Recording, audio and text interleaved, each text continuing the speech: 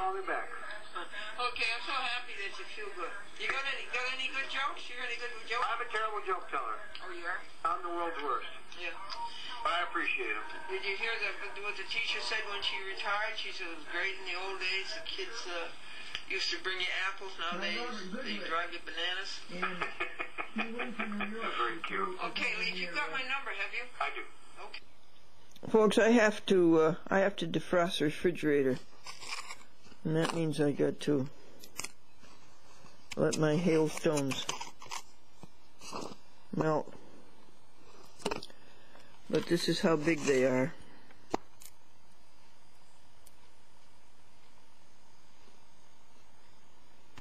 And my neighbors said they were as big as golf balls.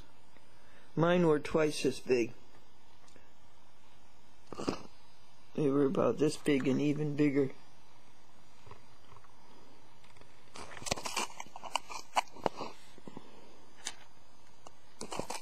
So we have to let them melt because my neighbor isn't up. I can't put them in her freezer. And we have to defrost because there's a big order of frozen vegetarian hot dogs coming and frozen vegetarian hamburgers and bacon and sausage coming, and we have to put defrost before those get here.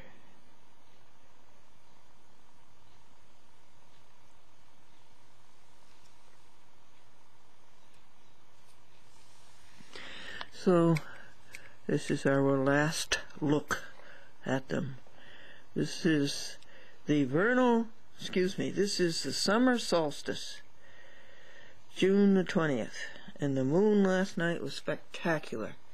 It was full on the 18th, and it was such a blessing. God blesses us with these spiritual blessings and with these blessings of beauty. A.M. Alone time with God, first thing in the morning. Let's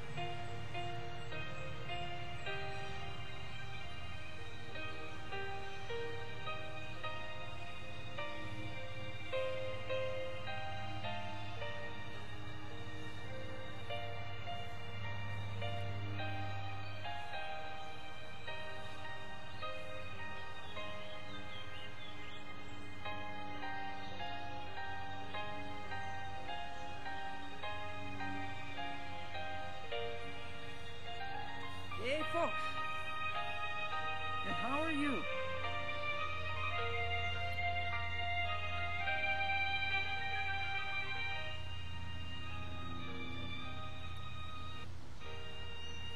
Two men were at the cemetery. They were reading the tombstones. And one tombstone said, "Here lies a politician and an honest man." And the other man said, "How come they put two people in the same grave?" Well, this is the end of the May. No, this is the end of the June events to be cablecast and webcast in July.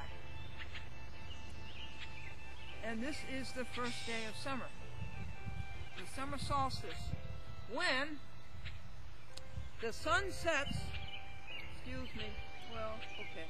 the sun rises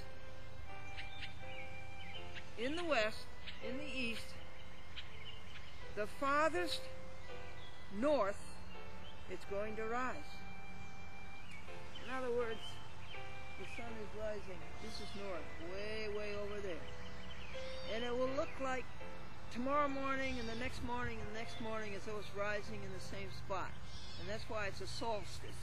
And that's why they call it the summer solstice. But you will watch.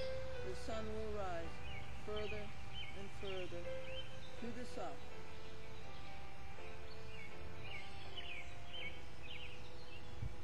Until it gets halfway, and that's the equinox, when the night light equals the daylight. And then it will continue until the sunrise the farthest to the south.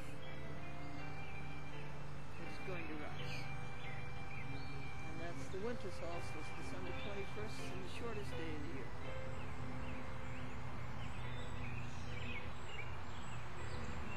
Shortest day of the year, I should think, would be Christmas Eve, when your money is the shortest.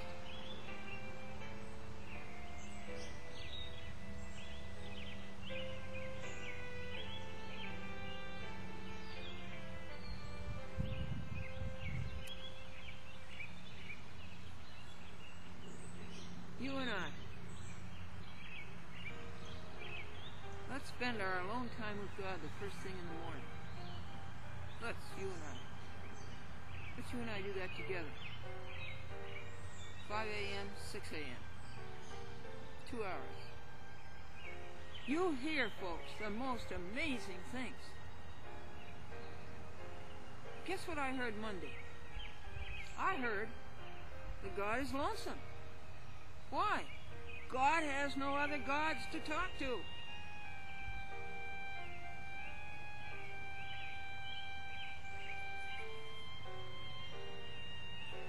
So far as we know, all God has to talk to is we. And we are hardly a match.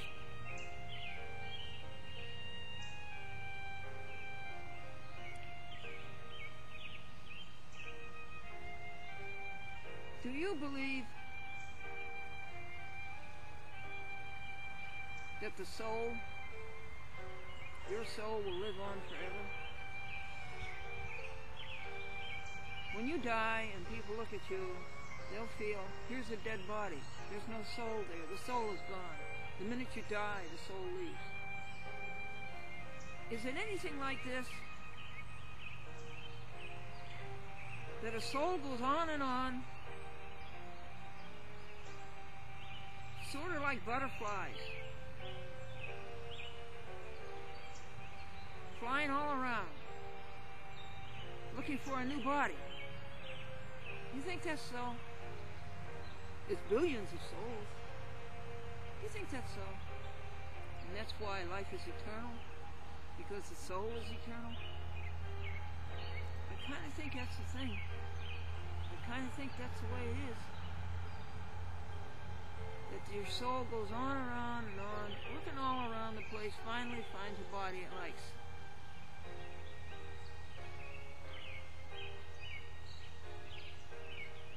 And keeps looking for a body until that body does what it wants it to do. Now that comes down to you and me. Are you and I doing what our soul wants our soul to do? That's kind of an interesting concept. That's another thing that comes with a long time with God.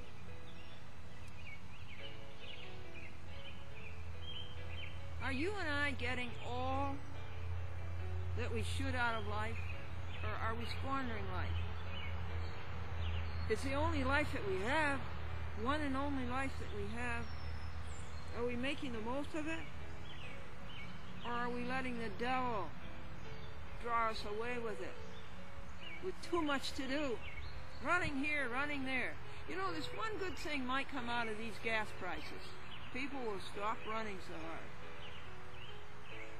My neighbor said one day, we spend too much time in the car, running here and there.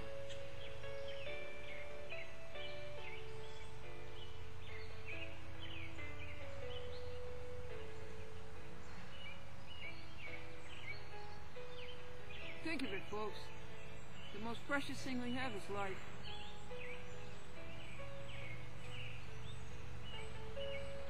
Are we doing right with it?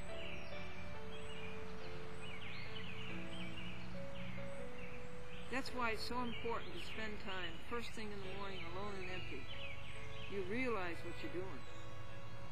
You realize how you're spending your time, your life, your ergs of energy.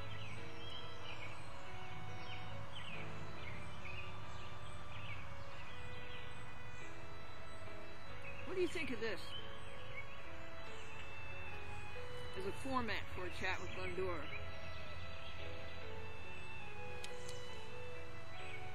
As a teenager, I was a great fan of Bob Hope, and this was the format of his show. He came on and did his monologue, and it was about 8 minutes. Then they had a commercial, and then for 8 minutes he had a dialogue with his guest, and he usually had a top-rate Hollywood movie star. And then that was about 8 minutes. And then they had a commercial. And then they had a little skit, a little scenario, a tiny little play with the guest star and Bob Hope. And that was about 8 minutes. And they had the closing where they had the sponsors' final announcement, and they always had the opening where they had the sponsors' opening announcement. So what do you think for a format for a chat with Glendora, following the Bob Hope pattern? Did I come on and I tell you 8 minutes of jokes? We don't have commercials in public access, except I always make an announcement. God, good commercial. And then for 8 minutes, you and I will talk about happiness, how we can get our 100% happiness, how you can help me, how I can help you. Together we'll work on it. And we'll put away, I know what we do is important, but it's second level. And so we'll talk about staying on the first level all the time while we're doing the second level. How's that? And then that'll be about 8 minutes of happiness talk. And then the last 8 minutes, how about we go out on the street and interview people? How about that? I did that in Manhattan on 52nd Street in Lexington. Can you imagine that? I had a room at the YWCA, and I would go out and set up my camera on a tripod, and I would hail down people and say, do you want to answer my question on TV? And my goodness, they did. And I'm going to show you those interviews. I have so many things to show you from 1972. My interview with Arthur Godfrey, my interview with Robin Leach, my interview with Jerry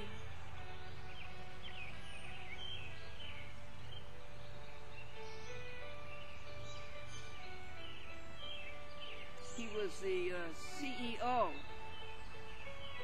and chairman of Time Incorporated before it was Time Warner, before it was Time Warner AOL. Jerry Levin. I want to show you that. That's a great piece. What he said is a great piece.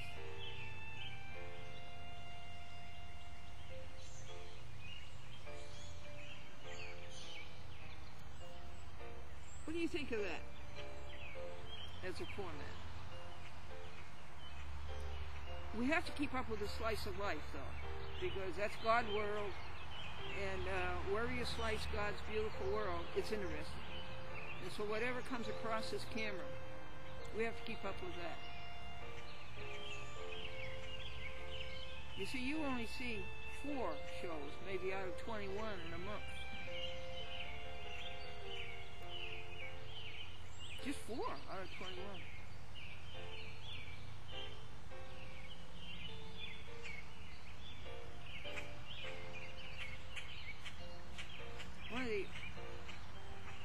best memories I had with my daddy, Ralph Arnold Folsom Sr.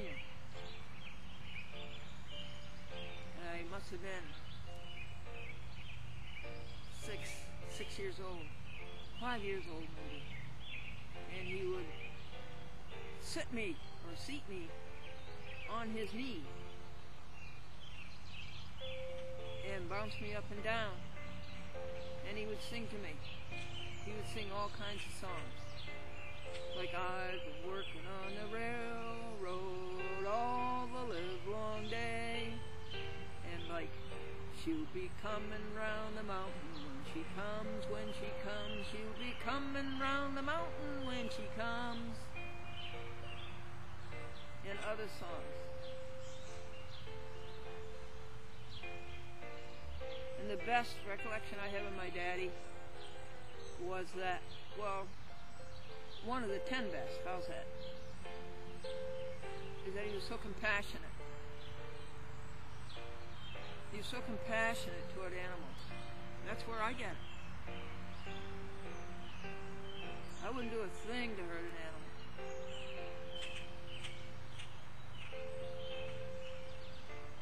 I really wouldn't do a thing to hurt you or another person. Except sometimes when people do foolish things, like don't keep their word, I may hurt them by bawling them out. But I believe, although I believe in peace and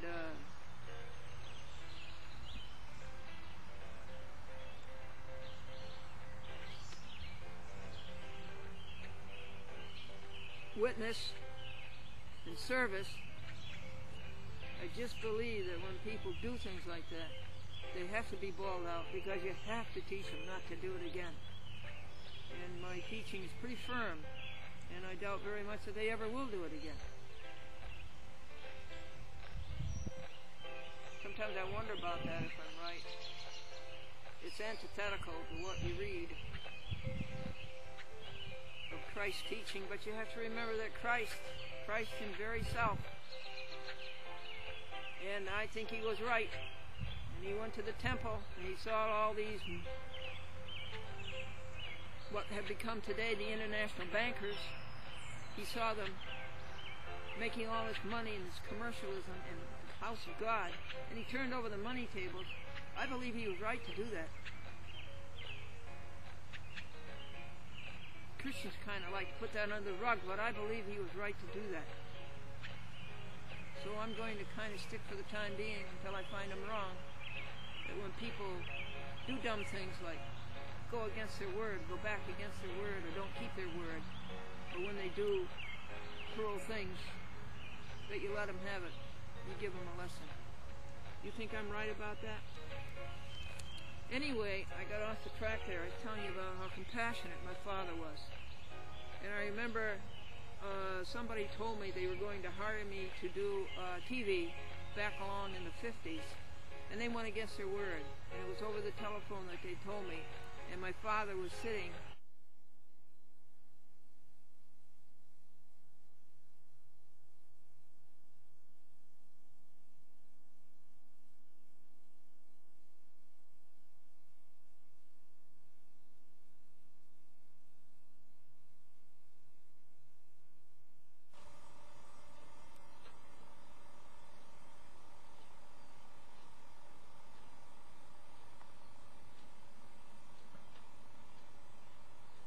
take that. Do you think people spend enough alone time with God? I don't know. It depends on how present God is in their mind during, throughout the day. Mm-hmm. So you can spend a little time with God even if you're with other people and other things, if He's present on your mind. That's lovely. What can we do to improve our relationship with God? Make Him more present. Yeah. Acknowledge that God is in everything, that every breath that we take, and the decisions we make, and how we view things, and how we perceive ourselves, and our self-esteem. I love it. And how we treat others. Oh, I love it. Thank you. Yeah. Do you think we spend enough alone time with God? Well, yeah. What do you think? No. No? No. And what can we do to improve our relationship with God? Talk to him. Yeah. Do what he wants. That's nice. You know what I was thinking? I spend my alone time with God first thing in the morning. On Monday morning, here's the most amazing things you hear. Guess what I heard Monday morning? God must be lonesome because there are no other gods for him to talk to. Oh. But he's got his people. Yeah, all the people. We're hardly a match. Yes, that's true. But what about the Father, Son, and the Holy Spirit? Can he talk to... Yeah, that's nice. That's very nice. You brought up a good thing there. 4 and Friday, 9 p.m. I got it now. now, Doris, let me ask you: do we spend enough time alone with God? Sometimes, not like I used to. Oh, Now, you said Friday night at 9 p.m. at 9 p.m. You chat with Glendora. Okay, now I got it on this calendar, and I'll put it on the other calendar. I have to have them all over the house because I forget very easily. So, why did it change that you don't spend as much time as you used to? Because there is so much church on television that I have my programs that I listen to. I know. I'm asking about: do you spend enough time alone with God? Not like I used to, but I do it on television. Oh. Certain programs I get up and look at, and that's what I enjoy. Oh, the religious programs? Hmm? Religious programs? Yeah. Oh, good. Who are they? Mostly the black churches. Black churches? Mhm. The local ones? No. Some of them are all the way in Houston, but they have the big choirs. Oh, that's They nice. they sing so gloriously. Oh, I see. What can we do to improve our relationship with God? Me, All of us. all of us, Yeah. I don't know about the rest of the world, but I think I'm pretty much in touch as much as an old lady can do. Really? Huh? Uh-huh. Yes. Yeah. Do you read the Bible? Yes, I have the Bible right at my head Yeah, that's good. in my bedroom. Yeah. Do you I have certain Psalms that I read, certain chapters in John that I read. That's my limit. Good, Doris. You think so? Yes, I think so. I think so.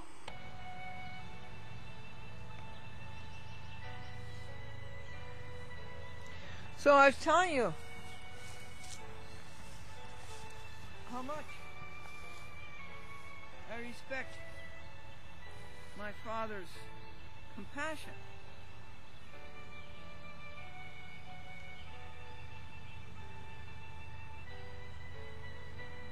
And these people in Boston, I think it was,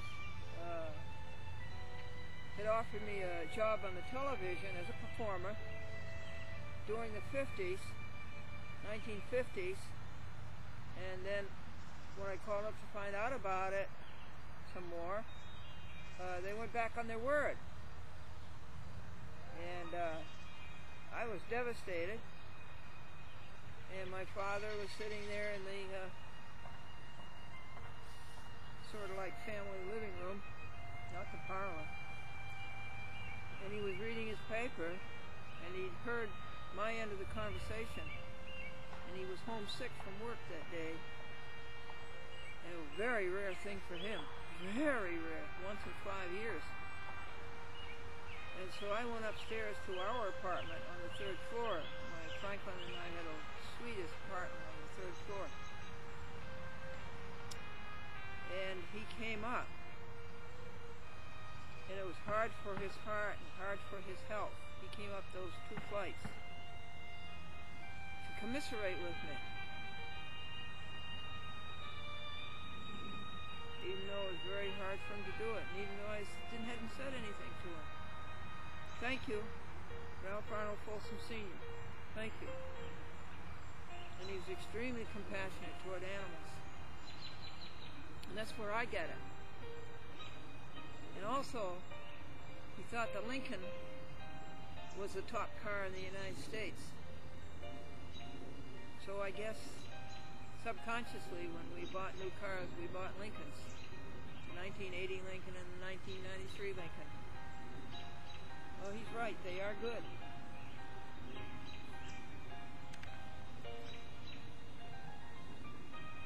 We were doing words. Adversative and averse. Can you use that in a sentence?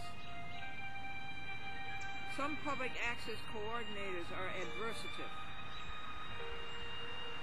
and averse.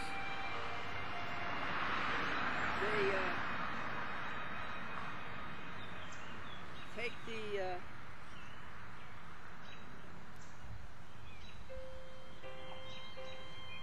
they go against you, take the opposite side with a design to oppose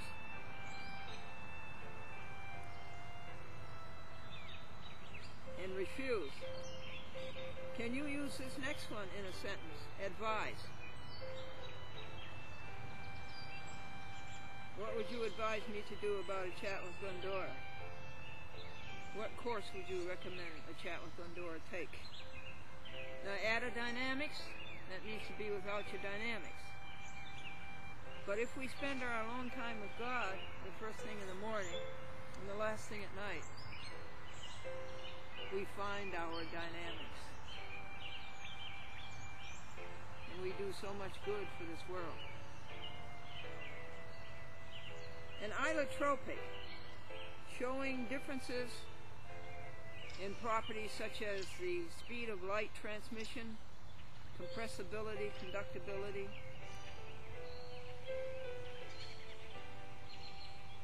in different directions, not isotropic. Should we be allotropic or should we be isotropic? Aesthete, one who makes much or overmuch of the sense of the beautiful. Here's a lovely word. I think this is my favorite word in these 10, number 161 to 170. Affable. Easy to speak to.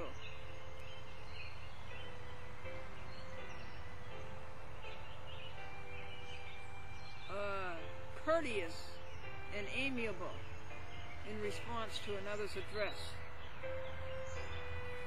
You don't have any trouble with that if you spent your alone time with God the first thing in the morning and the last thing at night.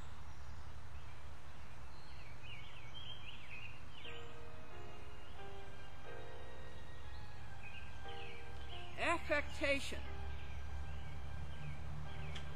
an attempt to exhibit what is not.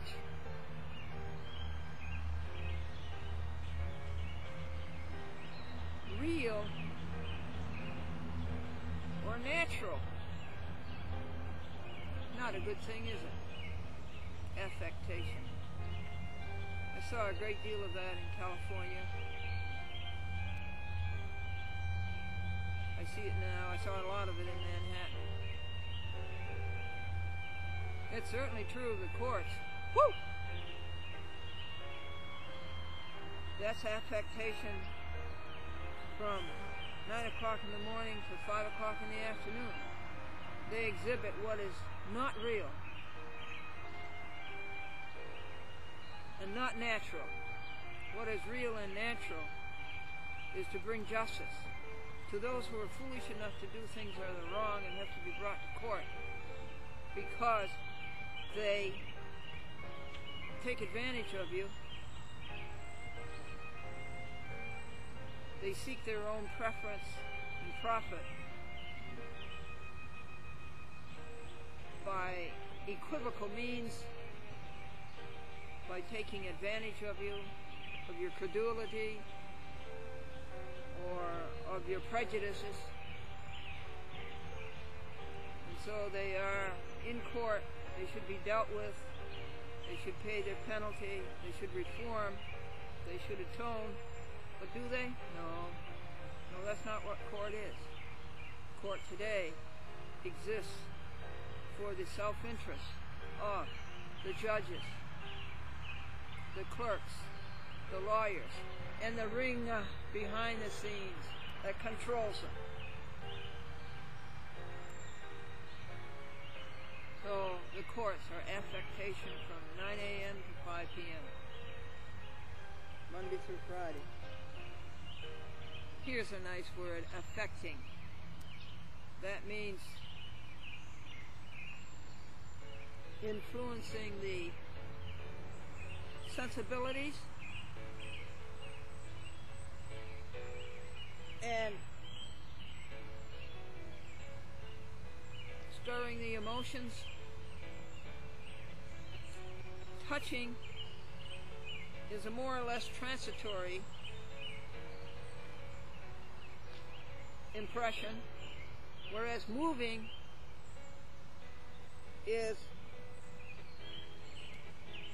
suggests a deeper agitation that often results in action or expression. What has moved you lately?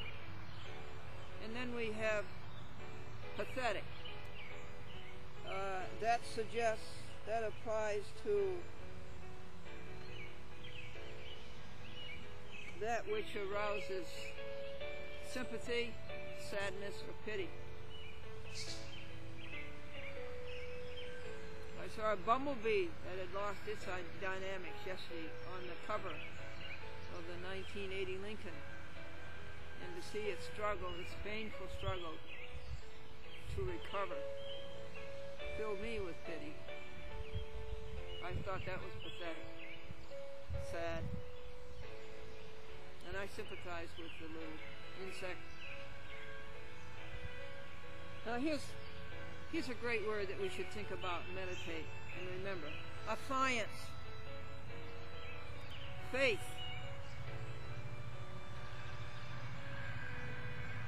Reliance and trust. That's what we want, isn't it? And that situation I told you about, the people going back on their word, we pray for them, that they get all cleaned out inside, filled with the Holy Spirit, and they will have affiance, faith, reliance, and trust. We can trust them then. They will have our faith then. They will have our reliance then. So it's fun to do words. Let's do jokes. I like sitting way back here in the corner. It gives the screen more space for the graphics. And what you put on the screen is 1/3 of your free speech. You heard about the unusual obituary, the family request. You do not send flowers. Send all donations to Visa, MasterCharge, and American Express.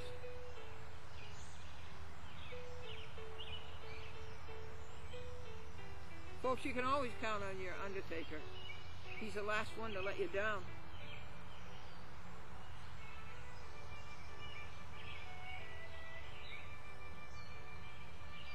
And the woman says, you have to talk to your plants. And her husband said, I never heard him answer you. And she said, that's because they're mums. And the same woman says, but I've got one plant that I won't talk to. He thinks he knows everything.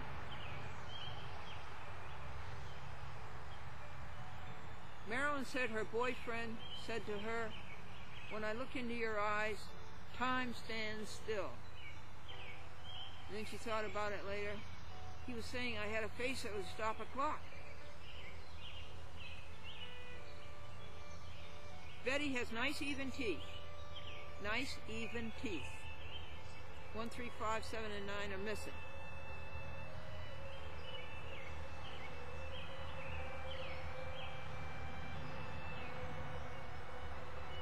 Bob Bob said to his golf partner, "Why are you late? You're a half an hour late." He said, "I had to toss a coin to see if I was going to play golf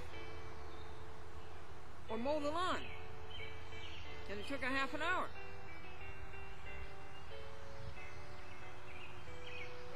And his wife said to Bob, "You're so wound up with golf, you don't even remember when we got married. You're so wound up in golf, you don't even remember when we got married." And he says, "I do too. There was a day I sunk a 30-foot putt."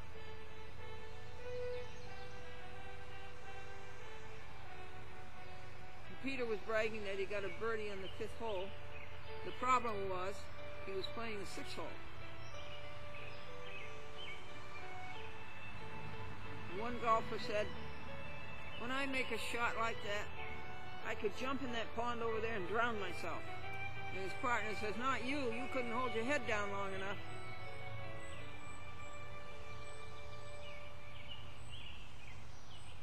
And another golfer sliced the ball and went completely off the Fenway, went over the trees, across the road, into a field,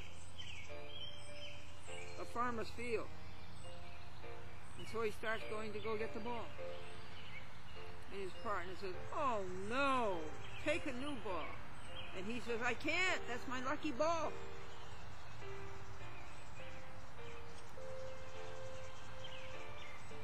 And the best story about golf was Harry had a bad day on the golf course. And he takes his golf clubs and he throws them into the pond. And he takes his golf balls and he throws them into the pond.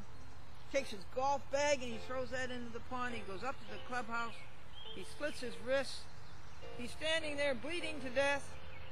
And his friend Joe comes in and says, "Hi, Harry. How about a game of golf tomorrow?" And Harry says, "What time?" This is Glendora, a cheerful look at life.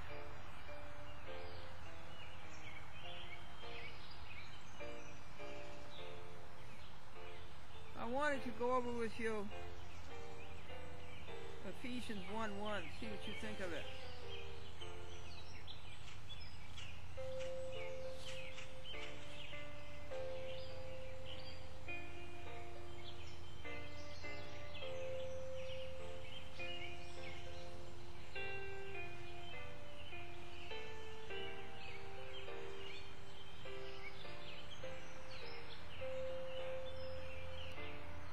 Abound toward us.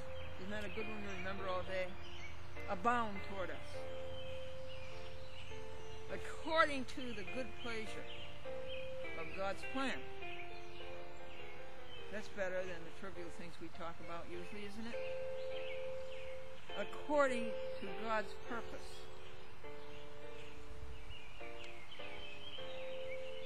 Fullness of the times. You're never going to see this hour again. Did we live it fully? Did we live it fully? Or did we squander it? The glory of God's grace.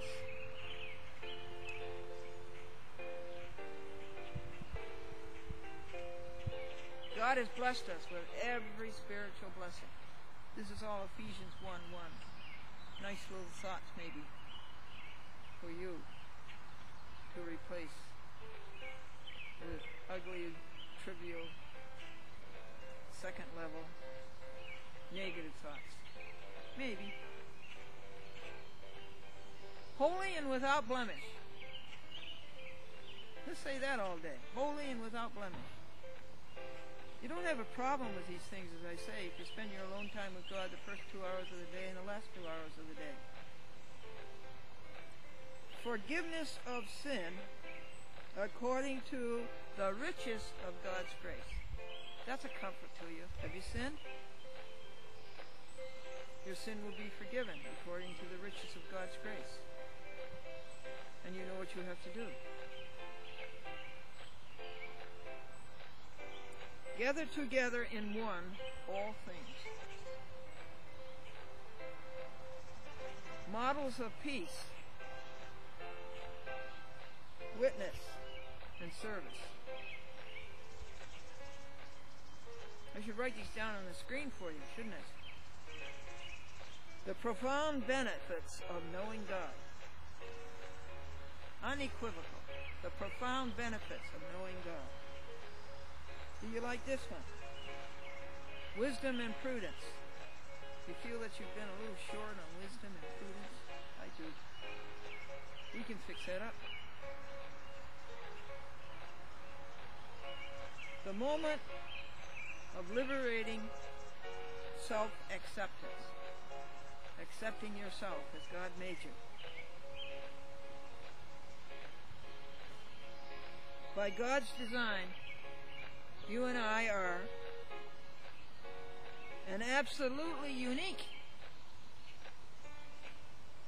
person. A God-redeemed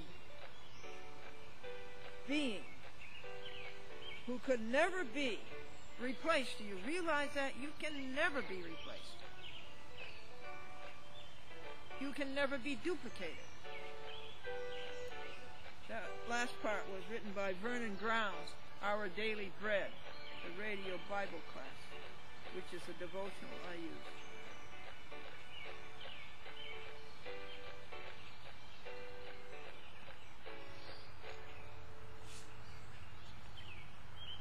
Well, how we doing, folks? I just made a dub for Robert Goodrich. He asked me to, and after all that he's done for a chat with Glendora, who could say no? It takes a long time to make a dub. Something always goes wrong. 10 things always go wrong. But Robert Goodrich is the young man out in the Newburgh area, Newburgh, New York, who saved a chat with Glendora. Newburgh decided they wanted their own public access instead of Middletown's public access. And my people in Middletown, it didn't dawn on them that a chat with Glendora wasn't going to be in Newburgh anymore unless they did a special feed. Okay.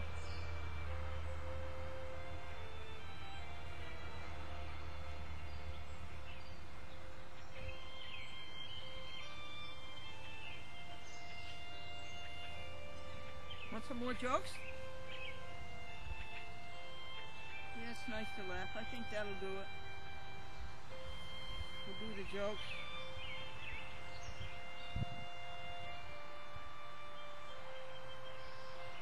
Then we sing a hymn. Then we'll say Nicky Gumbel's prayer. Hi, I love you. And the people love you. Your name is Sebastian.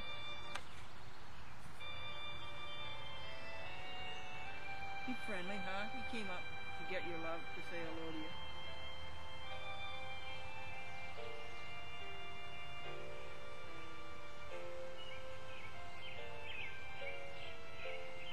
I can't use my camcorders anymore. I can't use my DVDs anymore. You want to know why? Because it's always putting icons before me.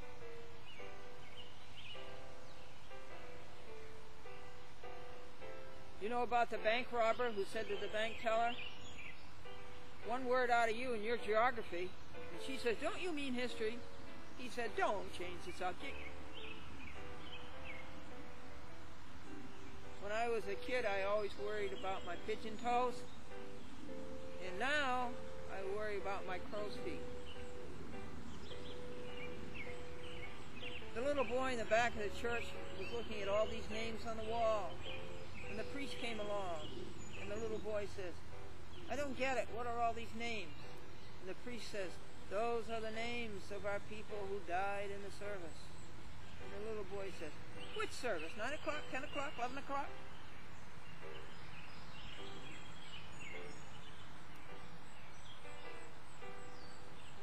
Why was the blonde staring at the orange juice? It said, "Concentrate."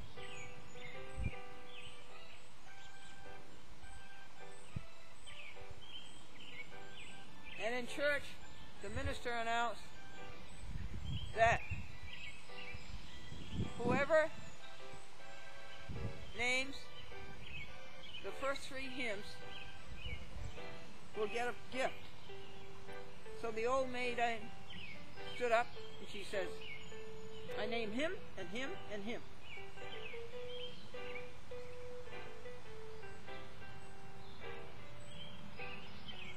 The preacher took his car to the repairman to be fixed. He went to pick it up. The repairman says that's $1,000, and the preacher says, $1,000? I'm just a poor preacher. And the mechanic says, yes, I know. I went to your service Sunday morning.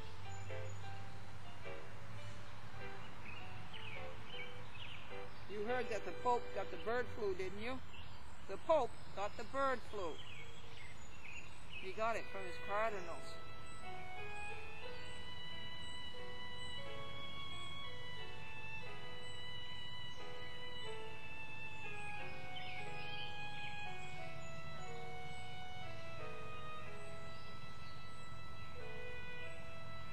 I took a priest and a minister, a Roman Catholic, no, a Ukrainian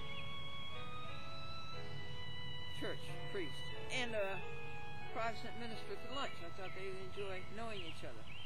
As it turned out, they never saw each other again. So I was wrong about that. And the priest was wearing his clerical collar and a black top with short sleeves, and it happened to be November. And a woman at the post office saw him coming out, helping me, and she went, oh, because of his no sleeves in November. And he says, that's all right. I have a right to bear arms.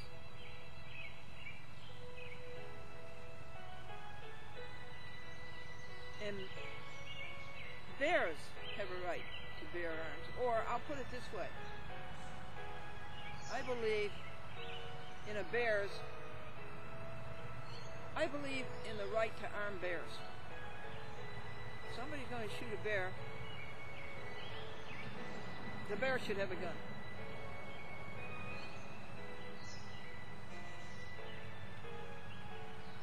What happens when you cross a stream and a brook?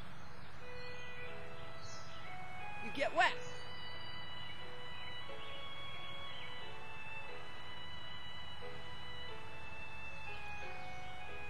Two men were shipwrecked. They were on an island. One man was frenetic. The other man was very calm.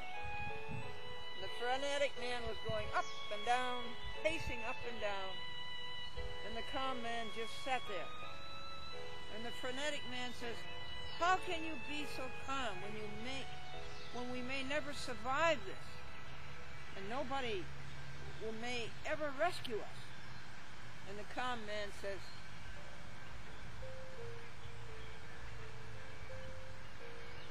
I tithe to my church $6,000 a year, and I know that my pastor will find me.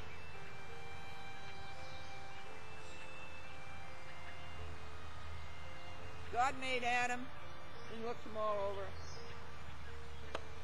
And then God said, I can do better than that. And that's when God made woman.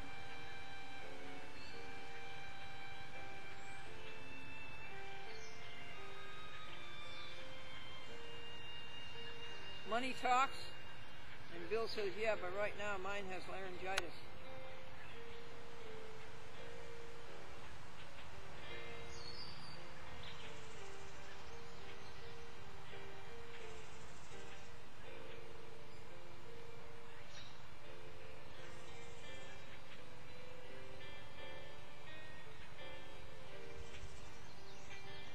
A man jumped out of an airplane, and his parachute didn't open, and as he's going toward the earth, another man is coming up toward the earth.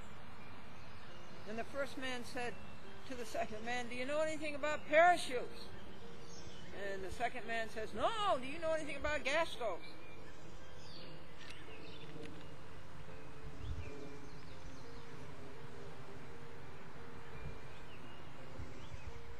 This young lad was at his barber, and the barber says, what are you going to do for your vacation this year? And the lad says, well, I'm going to go to Rome. And the barber says, you won't like Rome. He says, the beds are hard, the food is terrible, and you'll never get to see the Pope. The young lad was discouraged, but he persisted, and he went. And when he came back, the barber says, did you go to Rome? And the young lad says, yes. He says, the food was exquisite, and the accommodations were luxurious, and I did get to see the Pope. And the barber says, you did? What did the Pope say to you? Well, the Pope pat me on the head 3 times, and then he looked at me and he said, where did you get that haircut?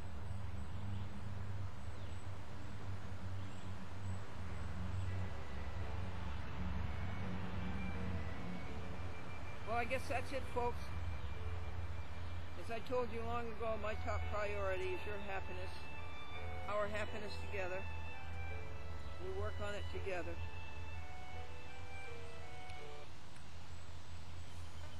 Let's see, we've got a good hymn to sing to you.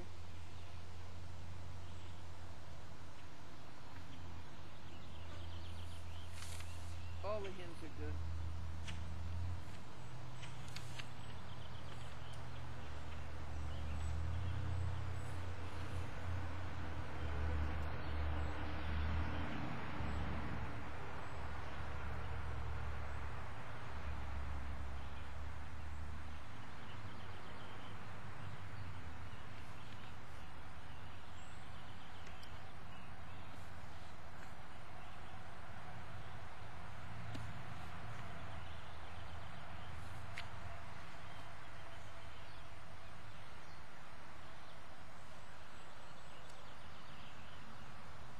Onward then, ye people, join the happy throng. Blend with ours your voices in the triumph song. Glory, laud, and honor unto Christ the King, one in hope and doctrine, one in charity. So, onward, Christian soldiers, marching as to war, with the cross of Jesus going on before.